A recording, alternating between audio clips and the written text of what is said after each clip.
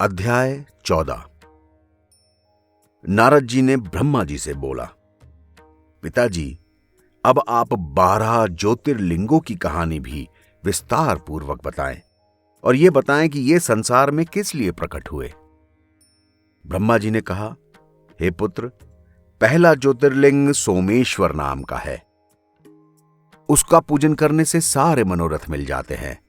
वो संतान, संपत्ति, यश और कीर्ति को देने वाला है और सारे कष्टों को दूर करने वाला है। सुनो नारद, मेरे अंगूठे से दक्ष प्रजापति की उत्पत्ति हुई थी। उसने मेरी आज्ञा से सृष्टि की वृद्धि करनी चाहिए।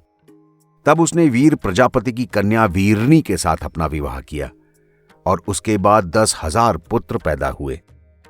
तुम्हारे ही उपदेश से दक्ष के वो सारे बालक त्यागी होकर वन में चले गए।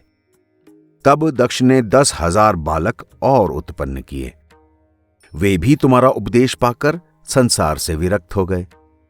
उस समय दक्ष प्रजापति ने गुस्से में तुम्हें यह श्राप दिया कि तुम संसार में किसी भी एक जगह पर ज्यादा देर ठहर ना सकोगे। उसके बाद दक्ष ने 60 कन्याएं पैदा की। उनमें से 10 का विवाह धर्मराज के साथ हुआ, 13 का विवाह कश्यप जी के साथ, 27 का चंद्रमा के साथ और अंगिरस और कृक्षाशव के साथ 2-2 का विवाह हुआ। चंद्रमा ने अपनी पत्नियों में सबसे ज्यादा प्रेम रोहिणी को किया। दक्ष की कन्याओं के साथ समान प्रेम न रखने के कारण चंद्रमा को भी बहुत दुख उठाना पड़ा।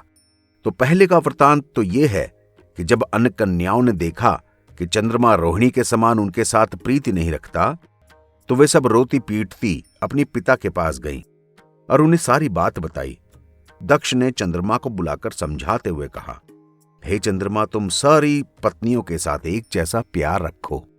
हे नारद, चंद्रमा उस समय तो दक्ष प्रजापति की बात मानकर चला आया और कुछ दिनों तक सभी पत्नियों के साथ एक जैसा ही प्रेम रखा, लेकिन थोड़े ही दिनों बाद वो रोहिणी से और अधिक प्रेम करने लगा।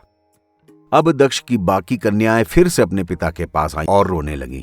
दक्ष ने चंद्रमा को दोबारा अपने पास बुलाया और गुस्से में कहा, अब हम तुम्हें श्राप देते हैं कि तुझे क्षय रोग हो जाएगा।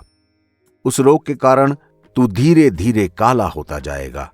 इस श्राप के लगते ही चंद्रमा को क्षय रोग हो गया और उसका तेज नष्ट होने लगा। अब तो चंद्रमा की बाकी पत्नियां भी और दुखी हो गईं। तब सब देवता चंद्रमा को लेकर मेरे पास आए और कहने लगे, हे ब्रह्मन, आप चंद्रमा के रोगों को दूर करने का कोई उपाय करें। देवताओं की बात मानकर मैंने चंद्रमा को बहुत धिक्कारते हुए इस तरह कहा, देवताओं, जब से इसने राजसूय यज्ञ किया है तब इसे अधर्म धर्म का कोई विचार नहीं रहा। इसने अपने गुरु की पत्नी तारा के साथ भी व्यभिचार किया। उस समय मैंने इसकी रक्षा की थी, अब नहीं। मेरी यह बात सुनकर चंद्रमा बहुत दुखी होकर मेरे चरणों पर गिर पड़ा और बार बार प्रार्थना करने के बाद कहने लगा, हे ब्रह्मन, मैंने वास्तव में बड़े पाप किए और हर बार आपने मेरी रक्षा की। अब मैं आपको विश्वास दिलाता हूं कि भविष्य में कभी ऐसा कोई अधर्म न होगा। मुझे बचाएं।